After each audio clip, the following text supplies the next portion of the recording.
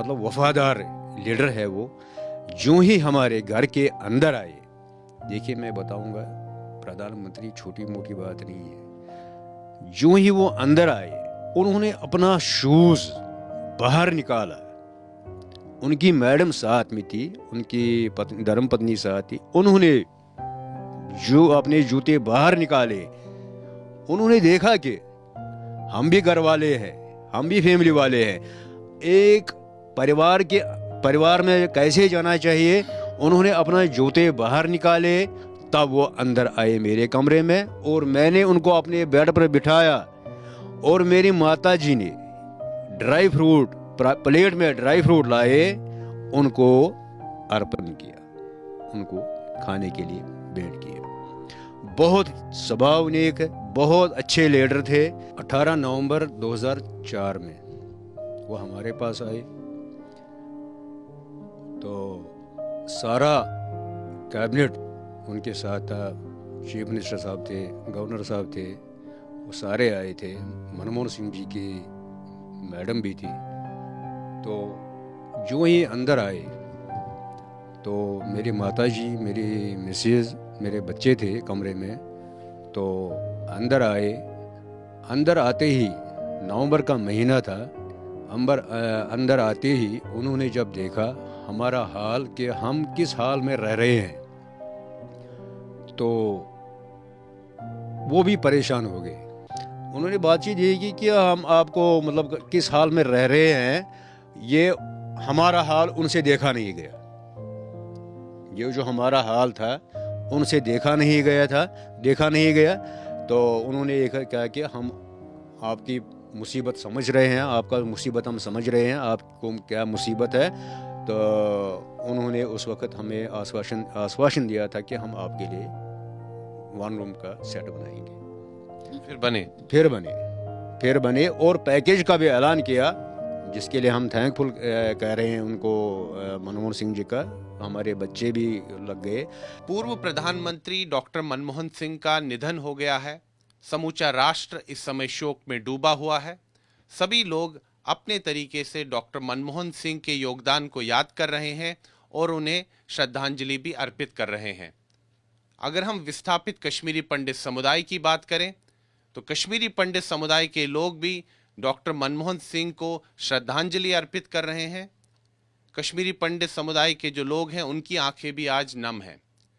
2004 में नवंबर का महीना था, 18 नवंबर को डॉक्टर मनमोहन सिंह बतौर प्रधानमंत्री जम्मू आए और विस्थापित कश्मीरी पंडितों के शरणार्थी शिविर में आए, और वहाँ पर वो शिविरों के अंदर गए और जो विस्थापित कश्मीरी पंडित जो है वहाँ रह रहे थे, उनका हालचाल जाना, और वो काफ़ी वहाँ पर भावुक भी हुए। डॉक्टर मनमोहन सिंह उस समय मुट्ठी कैंप फेज़ 1 का जो शरणार्थी शिविर है वहाँ पर आए थे जम्मू में, और वो विस्थापित जो कश्मीरी पंडित थे उनसे मिले भी थे, और शरणार्थी शिविरों के अंदर भी गए थे लोगों का हालचाल जानने। और ऐसा ही एक परिवार था रमेश रैना का। डॉक्टर मनमोहन सिंह स्वयं उनके उस छोटे से उस कमरे में गए और उन्होंने वहाँ पर देखा कि किस प्रकार से दयनीय स्थिति में विस्थापित कश्मीरी पंडित समुदाय के लोग रह रहे थे।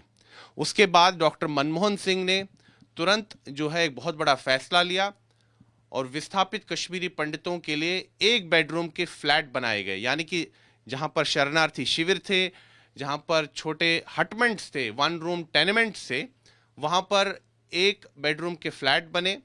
और जो सबसे बड़ा शरणार्थी शिविर बना वो जगती इलाके में बना, जम्मू के बाहरी क्षेत्र में, और 1 बेडरूम के फ्लैट फिर विस्थापित कश्मीरी पंडितों को अलॉट हुए, उन विस्थापित कश्मीरी पंडितों को जो कि शरणार्थी शिविरों में रह रहे थे। आज समूचा कश्मीरी पंडित समुदाय भी डॉक्टर मनमोहन सिंह के पुण्य स्मृति को नमन कर रहा है और उन्हें याद कर रहा है और उन्हें श्रद्धांजलि अर्पित कर रहा है। हम यहाँ पर इस समय जगती शरणार्थी शिविर में मौजूद हैं और हमारे साथ इस समय बातचीत करने के लिए जुड़ चुके हैं रमेश रैना। रमेश रैना ही वो कश्मीरी पंडित थे जिनके शिविर में डॉक्टर मनमोहन सिंह बतौर प्रधानमंत्री आए थे, इनसे मिले थे, इनके परिवार के सदस्यों से मिले थे और इनकी स्थिति का जायज़ा लिया था। और मनमोहन सिंह उस समय काफ़ी भावुक हुए थे। उसके बाद उन्होंने ये घोषणा की कि जो विस्थापित कश्मीरी पंडित शरणार्थी शिविरों में रह रहे हैं उनके लिए 1 बेडरूम का फ्लैट बनाया जाएगा और बाद में वो फ्लैट उनको अलॉट भी हुए। और फिर डॉक्टर मनमोहन सिंह बतौर प्रधानमंत्री एक बार फिर आए और उन्होंने यहाँ जगती में इस टाउनशिप का जो है उद्घाटन किया। हम यहाँ पर रमेश रैना जी से बात करते हैं। रमेश रैना जी, समूचा देश इस समय शोक में डूबा हुआ है। डॉक्टर मनमोहन सिंह का निधन हुआ है और सभी लोग श्रद्धांजलि अर्पित कर रहे हैं। आपसे मिलने तो स्वयं वो आपके शिविर में आए थे। उस समय काफ़ी स्थिति जो कश्मीरी पंडित समुदाय की काफ़ी ख़राब थी।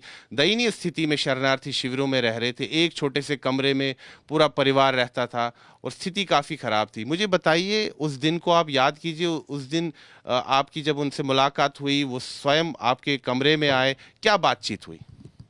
सबसे पहले मैं आज मनमोहन सिंह जी का जो निधन हो गया उस पर हम अफसोस कर रहे हैं। ये सबसे बड़ा नुकसान है देश का। 18 नवंबर 2004 में वो हमारे पास आए तो सारा कैबिनेट उनके साथ था। चीफ मिनिस्टर साहब थे, गवर्नर साहब थे, वो सारे आए थे। मनमोहन सिंह जी की मैडम भी थी। तो जो ही अंदर आए तो मेरी माताजी, मेरी मिसेज, मेरे बच्चे थे कमरे में। तो अंदर आए। अंदर आते ही, नवंबर का महीना था, अंदर आते ही उन्होंने जब देखा हमारा हाल कि हम किस हाल में रह रहे हैं, तो वो भी परेशान हो गए। उन्होंने भी बोला कि ये बहुत बड़ा आपके साथ न्याय है, कोई बात नहीं, हम आप लोगों के लिए एक रूम का मतलब एक बेडरूम बनाएंगे, कोई बात नहीं। तो आपको ये मुसीबत में बैठे हुए हो, गर्मी है, ऊपर से छत जो था वो टीन का छत था। जब बारिश हो रही थी, उन्होंने बोला कि आपको ये बड़ी मुसीबत में हो आप, तो हम आपके लिए जगती में एक 1 रूम का सेट बनाएंगे। तो हमारे साथ बातचीत होगी, उनकी मैडम भी साथ में थी। तो उन्होंने हमें उस वक्त आश्वासन दिया था कि हम आपके लिए ये बनाएंगे। तो बहुत अच्छे लीडर, बहुत अच्छे लीडर थे। तो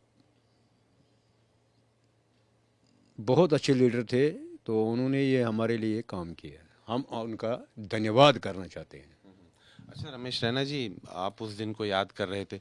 जैसे ही प्रधानमंत्री भीतर आए और आप लोगों ने उनका स्वागत किया, छोटा सा कमरा था वो शरणार्थी शिविर में, तो जब वो अंदर आए उन्होंने आपसे क्या बातें की, क्या पूछा उन्होंने आपसे?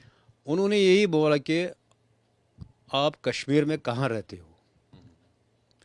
फिर मैंने अपने गाँव का नाम बताया, अपने डिस्ट्रिक्ट का नाम बताया, कहाँ रहते थे। साथ में ये क्या कहते हैं उनको, मुफ्ती मोहम्मद सईद भी था साहब, वो भी थे। तब वो मुख्यमंत्री थे।